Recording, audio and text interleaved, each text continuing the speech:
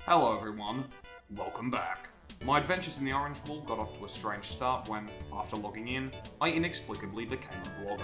What's up, Hype Nation? Welcome back to Inconsequential. Guys, remember to like and subscribe and leave a comment at the bottom of a video. The demonic possession seemed to extend to Aviatic, who I was calling at the time, so embracing my newfound famous persona, I did the logical thing and went next door to get some shrooms. About 100 blocks into the Orange Wall, I spotted this powdered concrete pile. I'll give you one guess what was under it.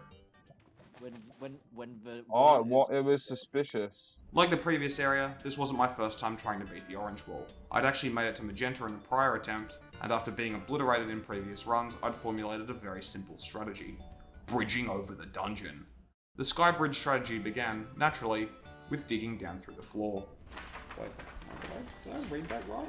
Yeah, I don't know what I was doing either, given the next thing I said was this. Don't act too silly. This may alert the guards.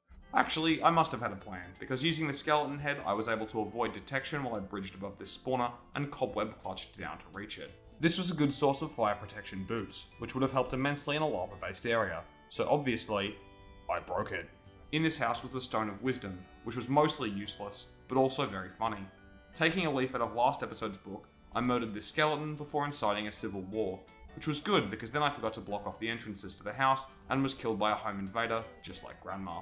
Respawning and making some wood tools, I was able to destroy the zombie spawner and recover my things, with one exception.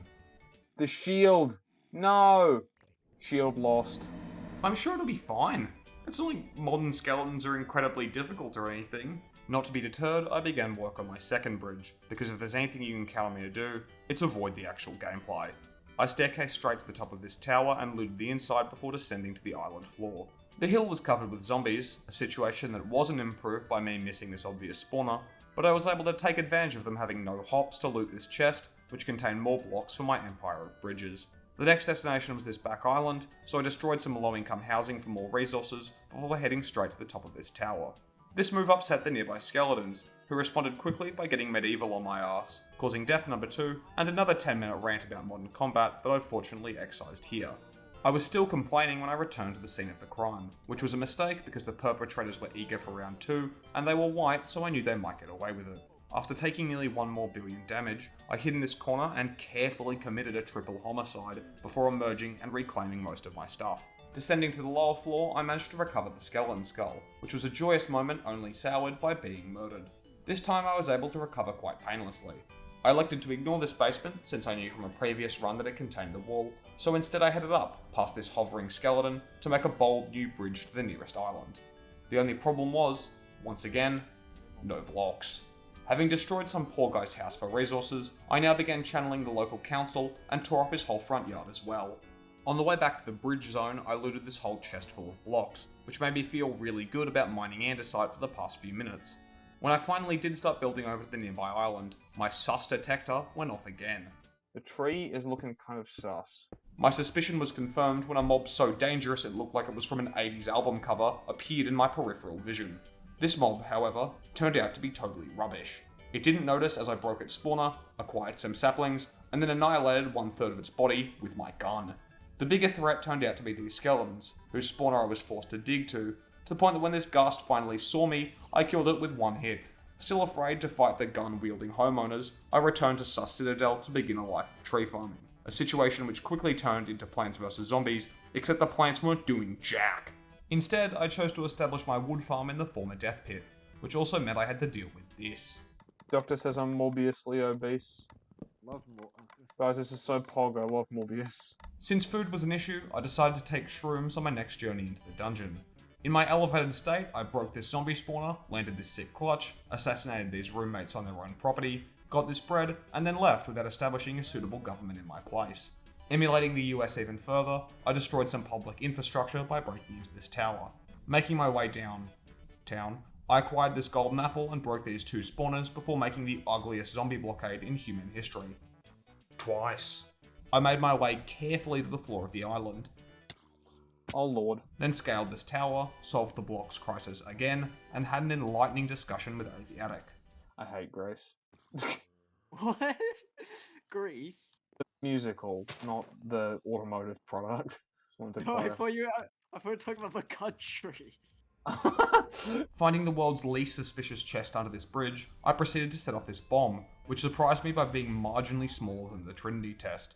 If Quailcakes wants to defeat me, he's gonna need to try harder than that. I'm unstoppable if not for the stupid.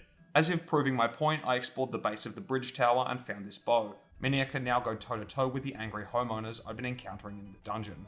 After leaving the intended way, I found myself at the entrance of this mine, so I used my firearm to clear the skeletons, some of whom could shoot out of the top of their heads, before carefully landing right next to this creeper and being exploded. How am I even alive? The problem's being solved. You dead? Nope. Get fucked. I took out the skeleton spawner in the most valorous way possible, digging, and given that I was A, low on resources, and B, out of food, I opted to continue the shaft into the world's least suspicious mine, which was full of creepers and TNT. I'll give you one guess what happened. Fine, I'm an idiot. Oh. How am I alive? Yeah, no idea how I survived that, chalk it up to the will of God. I did also set off the TNT, and in between speculating about the death of beloved icon Stevie Wonder and doing an a cappella rendition of Thunderstruck, I also managed to get this nice pick. With everything looted, the only thing left was to get the wool, so I headed back along my very safe bridge and into the orange wool basement. Despite being a walking bomb, this creeper wasn't able to bypass the cool rocks I put on the ground, and this one didn't fare any better.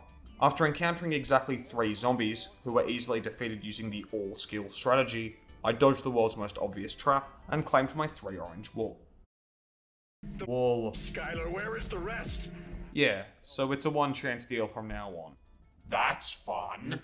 With the wool in tow, I made my way back up to Safety Bridge, while Aviatic and I threatened arson to the tune of Bohemian Rhapsody. Ooh. There has been a fire.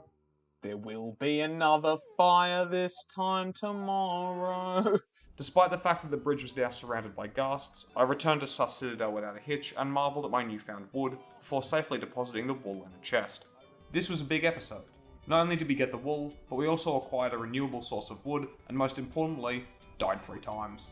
I'm sure this will be the last time that happens. Join me next episode, where I'll be taking on the magenta wool and hopefully answering the question of how far one man can dig with a wood pickaxe before he succumbs to the crazy. Stay tuned.